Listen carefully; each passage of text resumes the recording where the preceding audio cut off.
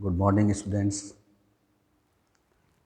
हमने पिछले टर्न पे पिछली क्लास के अंदर हमने देखा था कि व्हाट इज़ ए पोजीशन, कब्जा क्या है। उसके हमने साधारण अर्थ देखे थे। साधारण अर्थ फिजिकल कंट्रोल, भौतिक नियंत्रण। अगर किसी वस्तु पर किसी व्यक्ति का है तो ऐसा माना जाता है कि उस व्यक्ति का उस वस्तु पर कब्जा है, पोजीशन है। सामान्य ने जो परिभाषा दी थी कब्जे की, तो उसमें उसने स्पष्ट किया था कि यहाँ पर वस्तु और व्यक्ति दोनों के बीच में एक संबंध है। उसी संबंध को उसने कब्जा निरूपित किया था। तो ये कब्जा निरूपित किया था, अधिकार निरूपित नहीं किया था सामान्य ने। अब हम बात करते हैं इसी क्रम में प्रोफेसर झकारिया ने भी ऐसा ही कहा है जो कि सामान्य ने कहा है। सामान्य ने कहा था कि किसी व्यक्ति का वस्तु के बीच में जो संबंध होता है वो कब्जा कहलाता है। यहाँ पर कब्जा किसी व्यक्ति तथा वस्तु के बीच ऐसा संबंध है जो ये दर्शाता है कि वह व्यक्ति उस वस्तु को धारण किए रहने का आशय रखता है। धारणा से उस वस्तु को धारण किए रखने का आशय रखता है और उसके व्ययन डिस्पोजल की क्षमता रखता है।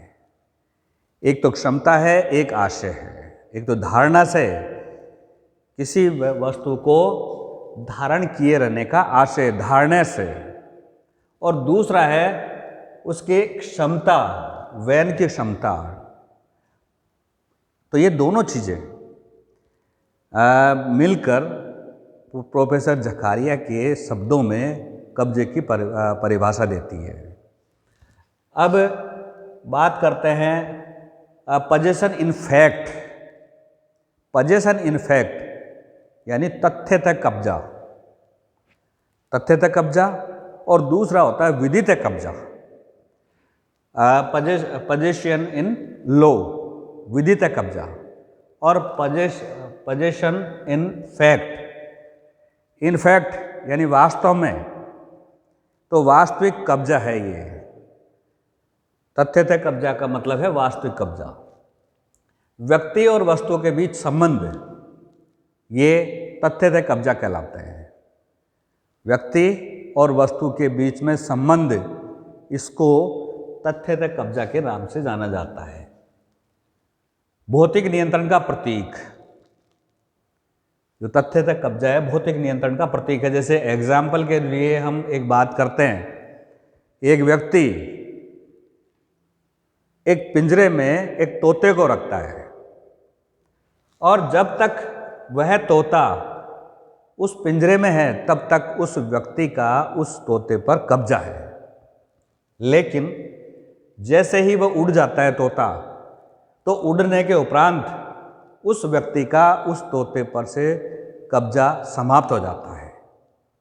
तो यहाँ ध्यान देने वाली चीज़ है कि जब तक वस्तु किसी व्यक्ति के भौतिक नियंत्रण में है तब तक उस पर कब्जा बताया गया है, और जब भौतिक नियंत्रण से बाहर हो जाती है तो वो उस पर कब्जा नहीं रखता है। तथ्यतः कब्जे है तो आवश्यक बातें, कुछ बातें हैं जो तथ्यतः कब्जा पोजीशन इन फैक्ट के लिए आवश्यक है। सबसे पहली चीज़ है, जिन वस्तुओं पर मनुष्य का भौतिक नियंत्रण नहीं होता है। ये चीज़ ध्यान रखनी है आपको कि जिन वस्तुओं पर मनुष्य का भौतिक नियंत्रण नहीं होता है वे कब्जे की विषय वस्तु नहीं हो सकती है। जिन पे हम फिजिकल कंट्रोल नहीं रख सकते वो कब्जे की विषय वस्तु हो ही नहीं सकती। जैसे हम चंद्रमा को रोज़ देखते हैं और तारे रोज़ देखते हैं, सूरज रोज़ देखते हैं, तो क्या हमारा इन पर कब्जा है? तो उत्तर यही होगा कि नहीं। तो इन पे कब्जा नहीं हो सकता कि इन पे भौतिक नियंत्रण हम नहीं रख पाते हैं। फिजिकल कंट्रोल हमारा नहीं है उन पर, इसलिए उन पर हमारा वो कब्जा भी नहीं हो सकता, कब्जे की विषय वस्तु नहीं हो सकती। जैसे चंद्रमा है, तारे हैं, ये आपके एग्जाम्पल हैं इसमें। दूसरा, वास्तविक कब्जे के लिए भौतिक नियंत्रण आवश्यक। ये ध्यान देने की चीज़ है कि अगर वास्तविक कब्जा चाहिए, तथ्य तक कब्जा चाहिए, तो उस वास्तविक कब्जे के लिए भौतिक नियंत्रण आवश्यक। ठीक है, लेकिन यहाँ पे ध्यान रखना ये है कि हमेशा अपने वास्तविक नियंत्रण में रखना आवश्यक नहीं है। भौतिक नियंत्रण तो चाहिए, लेकिन हमेशा अपने वास्तविक नियंत्रण में रखना आवश्यक नहीं है। फॉर एग्जाम्पल, जैसे मकान है, कपड़े हैं, धनराशि। मकान, कपड़े, धनराशि, ये साधारण चीज़ें हैं जो हमारी होती हैं। इन पर हमारा सोते हुए अवस्था में भी, निद्रित अवस्था में भी कब्जा रहता है। मकान पर, कपड़ों पे, धनराशि पे, आपके पास जितने धन है, जितने आपके जेब में जितने पैसे हैं, वो आपके हैं। आपकी तिजोरी में रखे हुए पैसे हैं, वो आपके हैं। आपने कहीं भी अपने पैसे रख दिए तो वो आपके कब्जाधीन वस्तु है। मकान आपका है, और इसके अलावा जो कपड़े आप पहनते हैं, जो पहनने वाले हैं, जो पहन चुके हैं, उन पर भी आपका कब्जा है। और ये कब्जा इस तरह का है कि आप अगर सो भी रहे हैं, निद्रित अवस्था में हैं, तो उस कंडीशन में भी आपका इन वस्तुओं के ऊपर कब्जा बना रहेगा।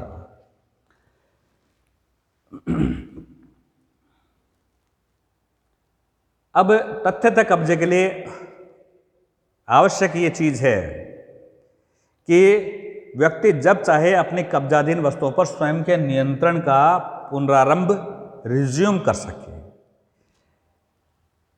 तथ्यतः कब्जे के लिए एक आवश्यक चीज़ है, वो इसी टॉपिक के अंतर्गत है कि व्यक्ति जब चाहे अपनी कब्जाधीन वस्तुओं पर स्वयं के नियंत्रण का पुनरारंभ रिज्यूम कर सके। तो ये तथ्यतः कब्जे का यहाँ पे ये आवश्यक है। जैसे आपके जो वस्त्र हैं, कपड़े जो आप पहनते हैं, कपड़े आपने 2 महीने से रखे हुए हैं, आप नहीं पहन रहे हो, तो क्या उन पर आपका कब्जा नहीं होगा? उन पे कब्जा होगा। और आप जब अपनी कब्जाधीन वस्तुओं पर स्वयं के नियंत्रण को दोबारा से शुरू कर सके, वापस से पहनना शुरू कर देंगे उनके, तो वही बात है, वो तो इसमें अलग बात थोड़ी है। तीसरी चीज़ है, तीसरी जो आवश्यक बात है तथ्यतः कब्जे के लिए, वो तीसरी बात है, भौतिक नियंत्रण ही पर्याप्त नहीं है। इसमें केवल फिजिकल कंट्रोल ही आवश्यक नहीं है, बल्कि अन्य को कब्जे से अपवर्जित करने का सामर्थ्य भी होना चाहिए। यानी भौतिक नियंत्रण एकमात्र चीज नहीं होनी चाहिए। भौतिक नियंत्रण के साथ साथ अगर अन्यों को कब्जे से दूर करने की आप में पावर नहीं है, क्षमता नहीं है, सामर्थ्य नहीं है, तो आपको उस वस्तु पर तथ्यतः कब्जा नहीं होगा। उस वस्तु पर तथ्यतः कब्जा तब भी हो सकता है, उसी कंडीशन में हो सकता है कि जबकि आपने उस पर भौतिक नियंत्रण रखा है और भौतिक नियंत्रण के साथ साथ दूसरों को उस कब्जे से दूर करने की, अपवर्जित करने की, रोकने की, रिस्ट्रिक्ट करने की आप में सामर्थ्य भी होनी चाहिए। चौथा है कब्जे के अर्जन, त्यजन और समाप्ति के निर्धारण के लिए कब्जाधारी की उस वस्तु को धारण किए रहने की इच्छा महत्वपूर्ण है। धारणा से अगर कब्जे का अर्जन है प्राप्त करना, त्यजन है छोड़ना, समाप्ति यानी खत्म करना, इसके निर्धारण के लिए कब्जाधारी की उस वस्तु को धारण किए रहने की इच्छा महत्वपूर्ण होती है। तो कब्जे के लिए दोनों चीज़ें आपके साथ साथ चलती हैं, एक तो धारणा से और दूसरा अन्यों को कब्जे से अपवर्जित करने की क्षमता। एग्जाम्पल है यहाँ पे कि व्यक्ति का हाथ, पैर, नाक, कान और सिर, ये सब पर कब्जा है व्यक्ति का।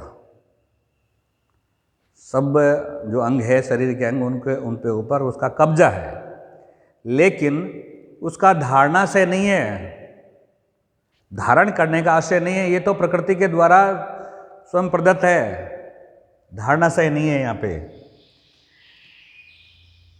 अब विदित कब्जा, दूसरा कब्जे की बात करते हैं, विदित कब्जा। विदित कब्जा यानी कि पोजेशन इन लॉ, विधि पूर्वक कब्जा, विदित कब्जा। एक तो कब्जा वो होता है कि जो तथ्यतः कब्जा है, तथ्यतः कब्जा, पोजेशन इन फैक्ट, और दूसरा है विदित कब्जा जो पोजेशन इन लॉ है। सामाजिक हित की दृष्टि से अगर देखा जाए तो सामाजिक हित की दृष्टि से विधि द्वारा कब्जे को संरक्षित किया जाना आवश्यक है। अगर सामाजिक हितों की दृष्टि से विधि द्वारा कब्जे को संरक्षित किया जाना आवश्यक है, यानी ये बहुत जरूरी है कि लॉ प्रोटेक्ट करे कब्जे को संरक्षित किया जाना आवश्यक है। ये सामाजिक हित में है और इसे दो प्रकार से संरक्षित किया जा सकता है। दो तरह से संरक्षित कैसे कर सकते हैं? सबसे पहला, कब्जाधारी को कुछ विशिष्ट अधिकार देकर। जिस व्यक्ति का किसी वस्तु पर कब्जा है तो ऐसे कब्जाधारी व्यक्ति को विशिष्ट अधिकार दे दें, तो विशिष्ट अधिकार देकर उसको, या विधिक अधिकार जो है, विधिक अधिकार यहाँ पे विशिष्ट विधिक अधिकार है, तो कब्जाधारी को कुछ विधिक अधिकार देकर संरक्षित किया जा सकता है उस कब्जे को। दूसरा, कब्जाधारी के कब्जे संबंधी विधिक अधिकार में हस्तक्षेप जो कर रहा है, जो हस्तक्षेप कर रहा है, जो उसको बाधा पहुंचा रहा है कब्जेधारी के कब्जे में, तो उस व्यक्ति को दंडित करके या फिर उससे क्षति की राशि दिलवाकर। अगर कोई व्यक्ति किसी अन्य व्यक्ति के कब्जे में दखल देता है, हस्तक्षेप करता है, तो ऐसे व्यक्ति को सजा मिलनी चाहिए या फिर उसको उस क्षति की पूर्ति की जानी चाहिए। क्षति पूर्ति करने का उसके ऊपर दायित्व डाला जाए। तो ये दो प्रकार हैं जिन दो प्रकारों से कब्जे को संरक्षित किया जा सकता है विधि की दृष्टि में, सामाजिक हित में। सबसे पहला है कब्जाधारी को कुछ विशिष्ट विधिक अधिकार दे दें। दूसरा, उस कब्जाधारी के कब्जे संबंधी विधिक अधिकार में कोई हस्तक्षेप करता है, कोई बाधा पहुंचाता है, तो ऐसे व्यक्तियों को दंडित करके या फिर उनसे क्षति की राशि दिलवाकर। अब न्यायालय क्या करता है? सबसे पहले ये देखता है, ऐसे कामों में न्यायालय जो कब्जा होता है उसको संरक्षित करने के लिए न्यायालय सबसे पहले ये देखता है कि वादी का उस वस्तु पर वास्तविक कब्जा है या नहीं है। सर्वप्रथम क्या देखा जाएगा न्यायालय के द्वारा? कि वादी का उस वस्तु पर कब्जा है या नहीं है। और कब्जा भी कौन सा? वास्तविक कब्जा। और वास्तविक कब्जे की बात हमने यहाँ पे की थी अभी। तो ये व्यक्ति और वस्तु के बीच में संबंध जो था वो यहाँ पे वास्तविक कब्जा है। अब सबसे पहले तो न्यायालय ये देखता है कि कब्जा है या वास्तविक कब्जा है या नहीं है उस वस्तु पर उस व्यक्ति का। वास्तविक कब्जे के बिना भी व्यक्ति को विधिक कब्जा प्राप्त हो जाता है। अगर किसी व्यक्ति का वास्तव में कब्जा नहीं है तो उस स्थिति में भी उसको कानूनी तौर पे कब्जा प्राप्त हो जाता है, विधिक कब्जा उसको प्राप्त हो जाता है। अब कुछ ऐसे एग्जाम्पल हैं जिनमें वास्तविक कब्जा नहीं है फिर भी उस व्यक्ति को विधिक कब्जा मिला हुआ है, विधिक कब्जा उसका है। तो कुछ एग्जाम्पल हैं जो कि केस लॉज हैं, न्यायालय ने इसको निर्धारित किया है, निर्णित किया है। सबसे पहले हम मेरी बनाम ग्रीन का केस देखते हैं। ये 1841 का मामला है।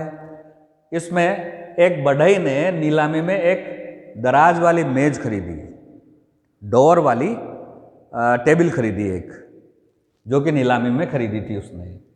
अब उसको जैसे वो घर लाया, घर लाने के बाद में उसको पता चला, एक नई चीज़ पता चली कि इसमें एक सीक्रेट डोर है, गुप्त दराज भी है इसमें। और उस गुप्त दराज को उसने तोड़ लिया और तोड़ के उसको खोल लिया। उसमें उसको धनराशि मिली, धन मिला। ये धन वास्तव में किसका था?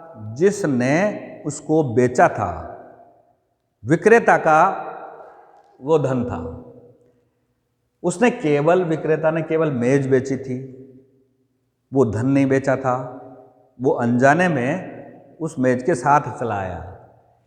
यहाँ पर वैदिक दृष्टि से विक्रेता का कब्जा अभी भी बना हुआ था। वैदिक दृष्टि से देखा जाए तो वैदिक दृष्टि से अब भी विक्रेता का कब्जा बना हुआ था उसमें, यद्यपि देखा जाए कि वास्तविक कब्जा उसका नहीं था, वास्तव में तो कब्जा नहीं था, लेकिन उसका कब्जा अभी तक बना हुआ था। इंग्लिश लॉ में ये चोरी का अपराध है। अगर इसको इंटरप्रेशन करें हम इंग्लिश लॉ के अकॉर्डिंग, तो ये चोरी का अपराध है। इसको चोरी का अपराध कोर्ट ने बताया। यदि व्यक्ति कोई वस्तु खरीदता है, उसे मूल्यवान वस्तु को रखने का अधिकार नहीं है।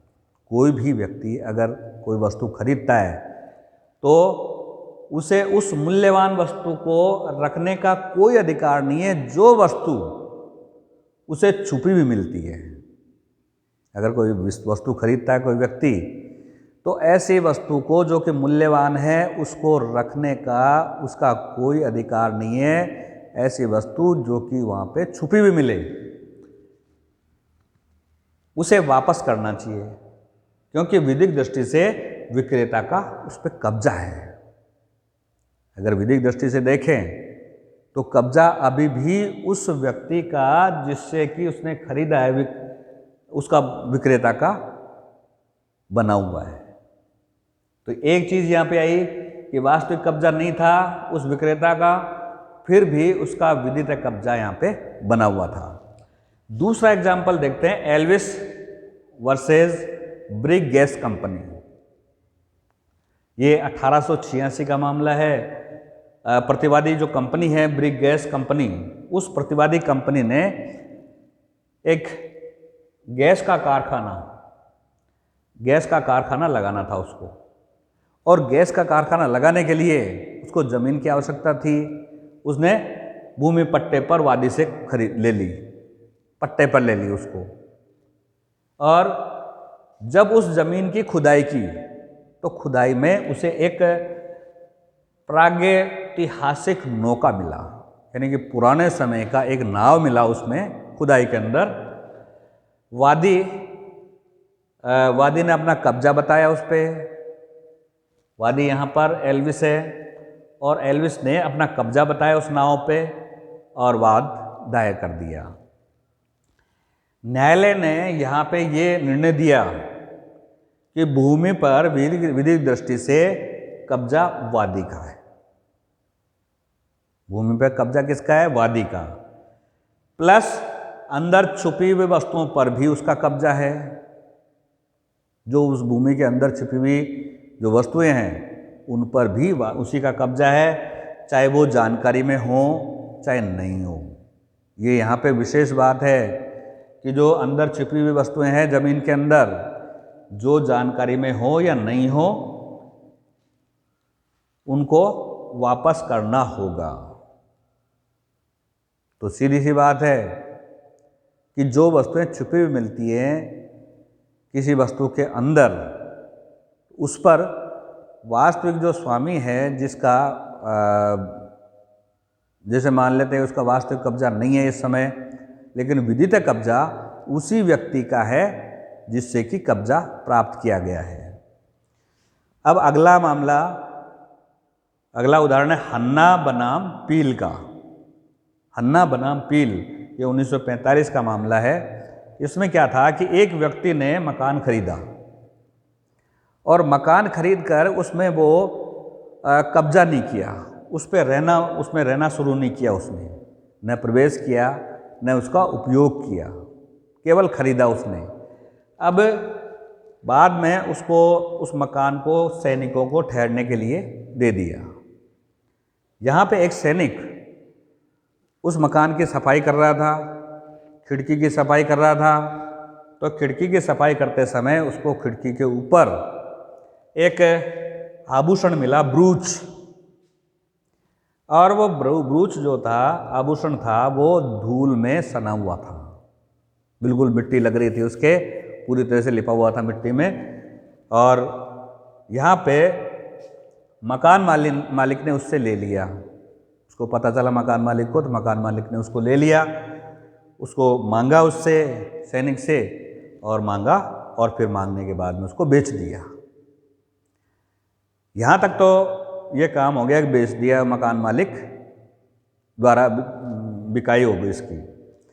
अब सैनिक ने, कानून की जानकारी उसको हुई थोड़ी सी, तो उसने क्या किया कि उसने क्षतिपूर्ति के लिए वाद दायर कर दिया कि जो ब्रूच था, आभूषण था, उसकी कीमत के लिए उसने वाद दायर कर दिया। तो न्यायालय ने सैनिक के पक्ष में उसको निर्णित किया मामले को, ये सैनिक को ही दिया जाए आभूषण। यद्यपि अगर देखा जाए तो छिपी हुई वस्तुओं पर कब्जाधारी का ही अधिकार होता है।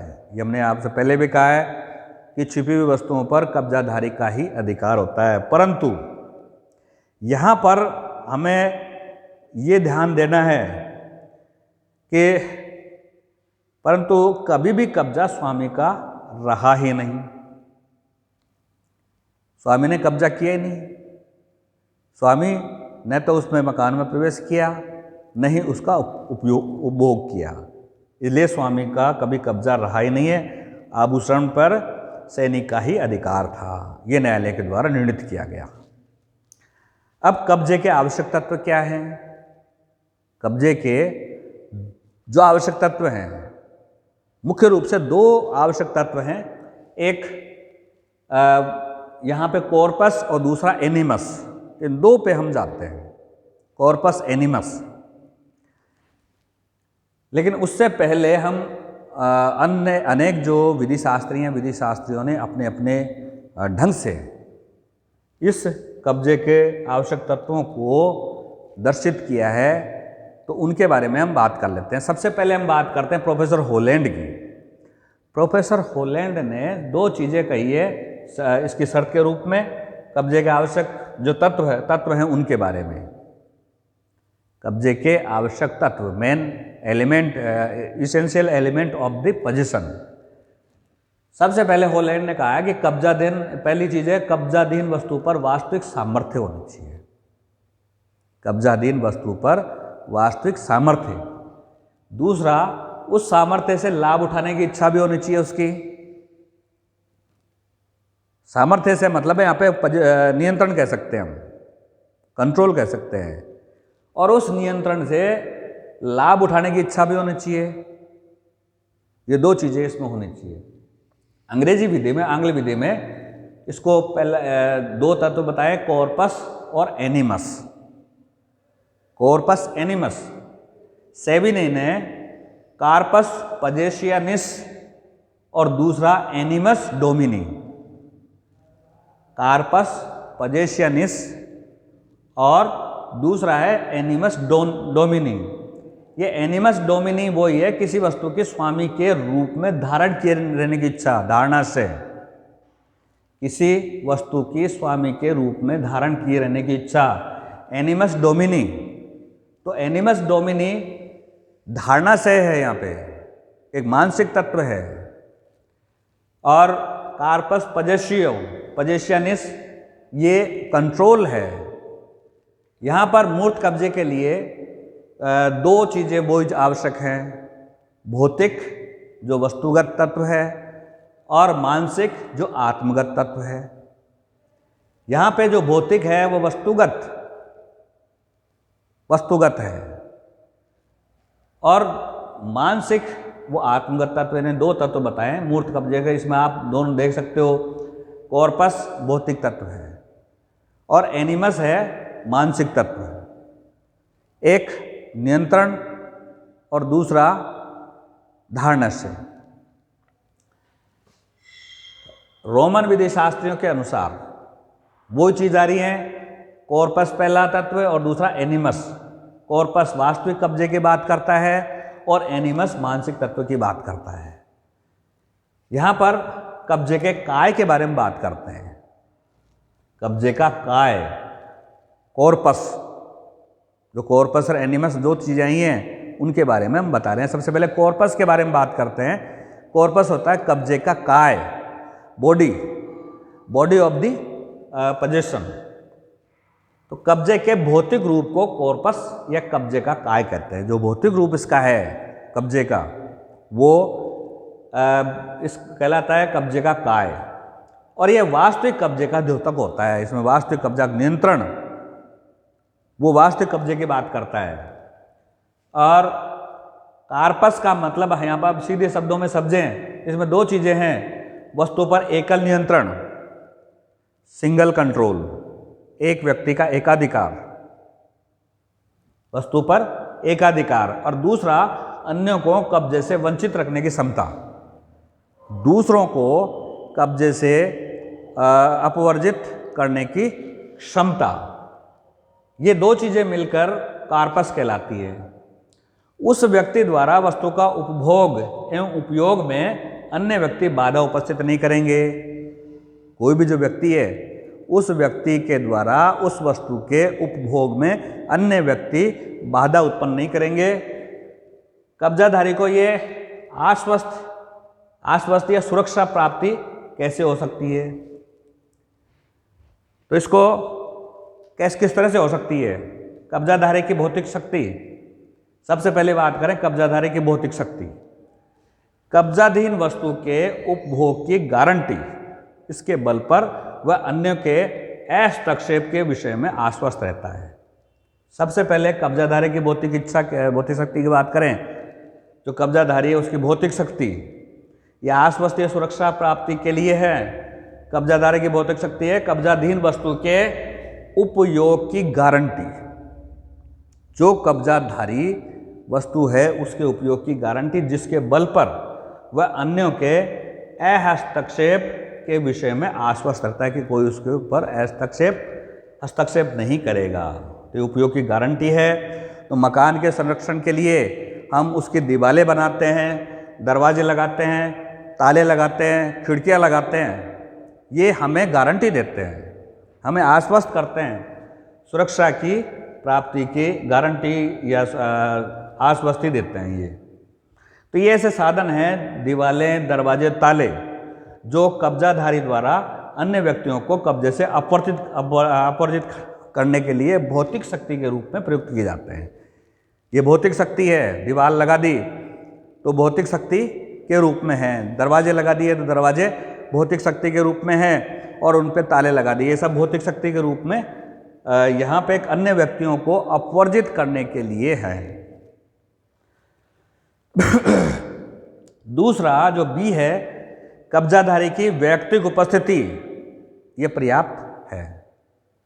जिस वस्तु पर किसी व्यक्ति का कब्जा है तो उसकी उपस्थिति पर्याप्त है, चाहे भले ही उसमें अन्य व्यक्तियों को हस्तक्षेप से रोकने की उसमें शक्ति न हो, शारीरिक शक्ति नहीं हो, कमज़ोर हो, अन्य व्यक्तियों को उस वस्तु पर कब्जा करने से वो रोक नहीं सके, लेकिन उसकी उपस्थिति पर्याप्त है। फॉर एग्जाम्पल, अगर कोई बालक है, छोटा बच्चा है, शिशु है, शिशु के हाथ में सिक्का है। अब उस बालक की ये क्षमता नहीं है कि वो अन्यों को रोक सके कि वो उसको छीन के न ले जाएं। अन्य व्यक्तियों को वो रोकने की क्षमता नहीं रखता है। कोई व्यक्ति उससे छीन के ले जाएगा, लेकिन उसका कब्जा उस सिक्के पर बना हुआ है, और कब्जा सिक्के पर इसलिए बना हुआ है कि उसकी वैयक्तिक उपस्थिति है। अगर बच्चा सिक्के को छोड़ के चला जाए तो उस पर कब्जा नहीं है। यहाँ पे ध्यान रखने की बात है कि कब्जाधारी की वैयक्तिक उपस्थिति पर्याप्त है, चाहे वो दूसरों को अपवर्जित करने की शारीरिक क्षमता या शक्ति न रखे। तीसरी चीज सी आती है गोपनीयता, सीक्रेसी। कोई व्यक्ति वस्तु छिपाकर रखता है। हमारी आदतें होती है कि हम वस्तुओं को छिपा के रखते हैं। महिलाओं की आदत होती है कि जो रुपए हैं वो रुपयों को अपने कपड़ों में और कहीं पे ऐसी जगह रखती हैं जहाँ पे उनके पतिदेव का या फिर और किसी का हाथ वहाँ पे नहीं पहुँचे, तो वो छिपा के रखते हैं ताकि उस पर उसका कब्जा बना रहे। हम खड्डा खोद के डाल देते हैं। पुराने समय में लोग धनराशि को, जो सिक्के होते थे सोने चांदी के, तांबे के, इन सिक्कों को ज़मीन में खड्डा खोद के दबा देते थे या फिर किसी बर्तन में डाल के खड्डा खोद के दाब देते थे।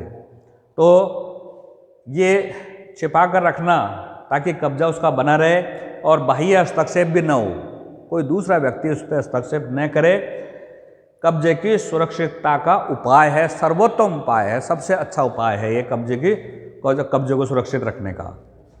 डी बात करते हैं चौथी, अधिकार युक्त दावों के प्रति आदर दिया जाता है।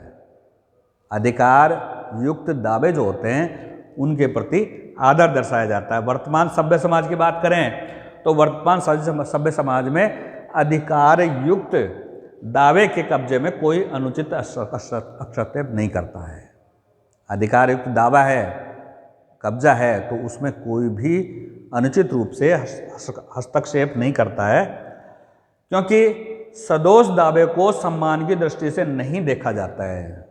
दोषपूर्ण जो दावा होता है, दोषपूर्ण जो कब्जा होता है, उसको कोई भी सम्मान की दृष्टि से नहीं देखता है और अतः अधिकार युक्त दावे पर अन्य व्यक्ति हस्तक्षेप करने से बाधित रहते हैं। अधिकार युक्त जो दावा है, उस अधिकार युक्त दावे पर अन्य व्यक्ति हस्तक्षेप करने से रुके रहते हैं, बाधित रहते हैं, रिस्ट्रिक्ट रहते हैं। ई पांचवा है, कब्जा बनाए रखने के आशय की अभिव्यक्ति। कि कब्जा बनाए रखने के आशय, इंटेंशन, इसकी अभिव्यक्ति। तो कब्जा बनाए रखने के आशय के साथ साथ वस्तु को प्राप्त करना भी आवश्यक है। भाई कब्जा रखने का आशय है आपका, तो कब्जा रखने के आशय के साथ साथ वस्तु को प्राप्त करना भी आवश्यक है। फॉर एग्जाम्पल, व्यक्ति अगर मकान पे कब्जा चाहता है, मकान उसका है, मकान पे कब्जा चाहता है, तो उसका कब्जा करने का आशय होना चाहिए, उस मकान में प्रवेश उसको करना चाहिए, तीसरा उस मकान का उपभोग उसको करना चाहिए। तो ये होना आवश्यक है। तो कब्जा बनाए रखने के लिए आशय की अभिव्यक्ति भी आवश्यक है। एफ है, छठा है, अन्य वस्तुओं के कब्जे द्वारा संरक्षण। एक वस्तु पर कब्जा अन्य वस्तुओं पर भी कब्जा दिलाता है।